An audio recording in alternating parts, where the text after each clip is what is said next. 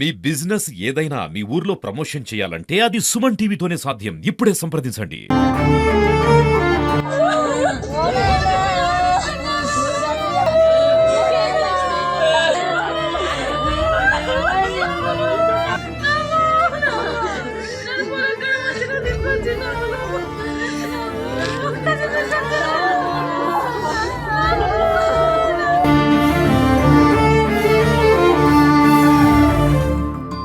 Hi hello welcome to Suman TV. ప్రస్తుతం మనం వరంగల్ జిల్లా నర్సంపేట డివిజన్ పరిధిలో గల కానాపురం మండలం ఉన్నాము. ఈ కానాపురం మండలంలో రాగంపేటకు చెందినటువంటి కృష్ణ అనే వ్యక్తి గత కొన్ని సంవత్సరాల క్రితము ఒక యాక్సిడెంట్ కాగా యాక్సిడెంట్కి సంబంధించినటువంటి కేసు ఇప్పుడు తుది దశకు వస్తున్న సమయంలో ఆ యాక్సిడెంట్ అయితే అప్పుడు అయినప్పుడు ఎక్స్ పార్టీ ఎవరైతే ఉంటారో వారు రాజీ కొరకు ఒక 10 లక్షలు డిమాండ్ చేశారని తెలిసింది.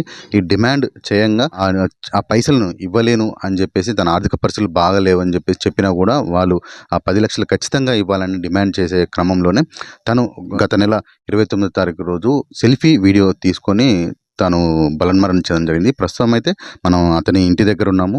తన ఫ్యామిలీ బ్యాక్గ్రౌండ్ ఏంటిది, అసలు ఎలాంటి కారణాల వల్ల తను చనిపోవాల్సి వచ్చింది, అంటే నేనైతే ఇంతకుముందు చెప్పానో అవే కారణాలను ఎలాంటి కారణాల వల్ల తను చనిపోవాల్సి వచ్చింది, అలాంటి విషయాల గురించి వాళ్ళ కుటుంబ సభ్యులని వారి బంధువులని అడిగి తెలుసుకునే ప్రయత్నం చేద్దాం.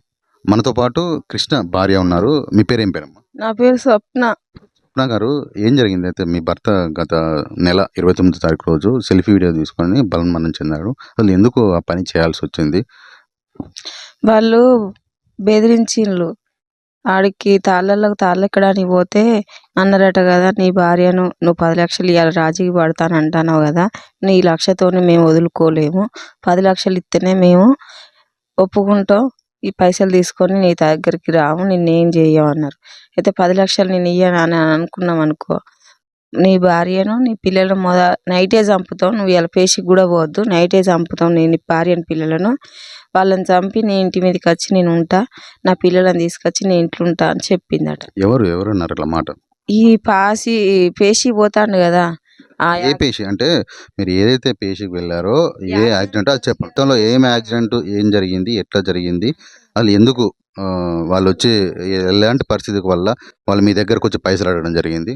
గత 4 సంవత్సరాల క్రితం యాక్సిడెంట్ అయింది. వీళ్ళు బండి మీద పోతారు, బండి పెట్రోల్ కొట్టించుకుందామని బండి మీద పోతా అంటే మసీదు కాడ ఆయనే వెనకమార్లు వచ్చి గుద్దిండు, వీళ్ళనే గుద్దిండు. వీళ్ళు అటు సైడ్ ఎగిరిపడ్డాడు. ఆ గుద్దుడు వల్ల ఆయన పోయి వీళ్ళకన్నా మొదలు పోయి ఆ డివైడర్ని గుద్దుకొని ఆయన చనిపోయిండు స్పాట్లో. ఆడ సీసీ కెమెరా కూడా ఉంది, అప్పుడు చెప్పిన సాక్షులు ఉన్నారు, వాళ్ళందరూ ఉన్నారు, చూసిన వాళ్ళను. అది కేసు అయింది. ఇప్పుడు ఈ క్రమంలో ఎందుకు సూసైడ్ చేసుకోవాల్సి వచ్చింది? ఆ రోజు కాంచెల్లి పోతాండు వస్తాడు మధ్యలో మాట్లాడుకున్నారు.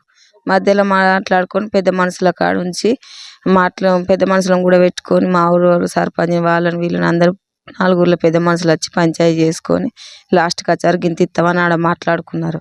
మాట్లాడుకున్నాక మా తరపున పైసలు మేము ఒకడ అప్పు తెచ్చుకొని మాట్లాడుకొని మేము ఆ వ్యక్తి కాడ ఇవ్వాలని అంటే ఇచ్చినాక ఆ పైసలు మధ్యలో వ్యక్తి కాడ కూడా పెట్టినాం.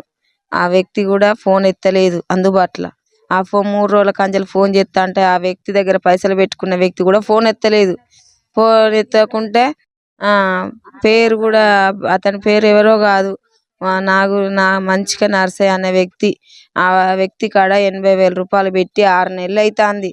అంటే ఆ మంచిగా నర్సయ్య పెద్ద మనిషి వాళ్ళ తరపున మా తరపున అని ఆయనకి ఇల్లు పైసలు అని వాళ్ళు అన్నారని అన్నాం. మీ లాయర్ కాడ తీసుకుపోయి లాయర్ కాడ పెడితే లాయర్ కాడ పెట్టద్దు పైసలు, నాకన్నా పెట్టానంటే లాయర్ కాంచెలు తీసుకుపోయి డెక్స్లు వేసిన పైసలు తీసుకుపోయి లాయర్ తీసుకొచ్చి తన చేతికి ఇచ్చిండు.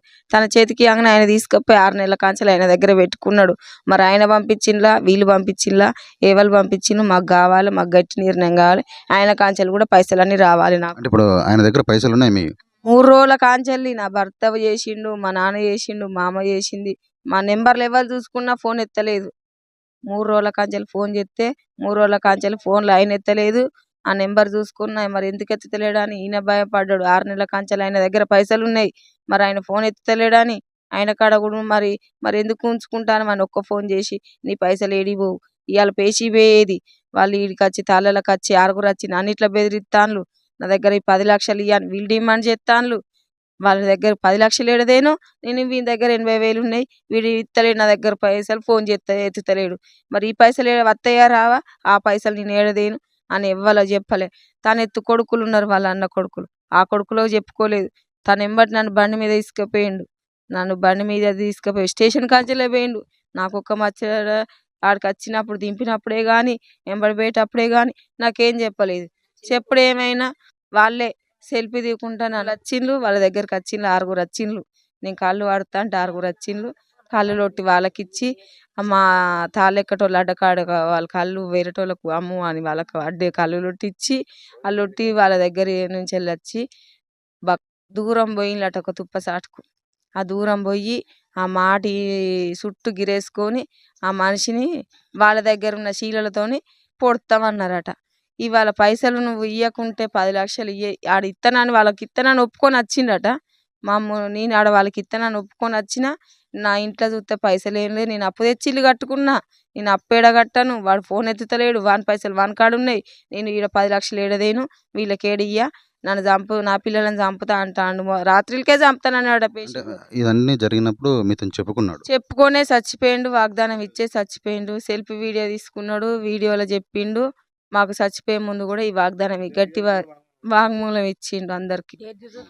మా ఖానాపురం మండలం నుంచి కానిస్టేబుల్ వేన్లు వాళ్ళకు చెప్పిలే, చివరిగా మీతో ఏం మాట్లాడాడు, మీరు బతుకులే నన్ను నేను చచ్చిపోతానా, వాళ్ళు మీ దగ్గర రారు, నన్ను నేనుంటే వాళ్ళ దగ్గరకు వచ్చి వాళ్ళ ముగ్గురు చంపుతాడన్న ఉద్దేశంతోనే వాళ్ళు వస్తారట ఇంటి మీదకి, వాళ్ళు వచ్చి ఇంట్లో ఉంటారట, నేను చంపుతారట, మిమ్మల్ని ఎవరు చంపారు నేను చస్తే, నేను మిమ్మల్ని చంపనానే, మిమ్మల్ని చంపియద్దు, మీరు ముగ్గురన్నా మంచుకుంటారు, ఈ పేషి నాతో పాటు పోతుంది, ఈ ముగ్గురు మంచుకుంటుండులే అని చెప్పిండు.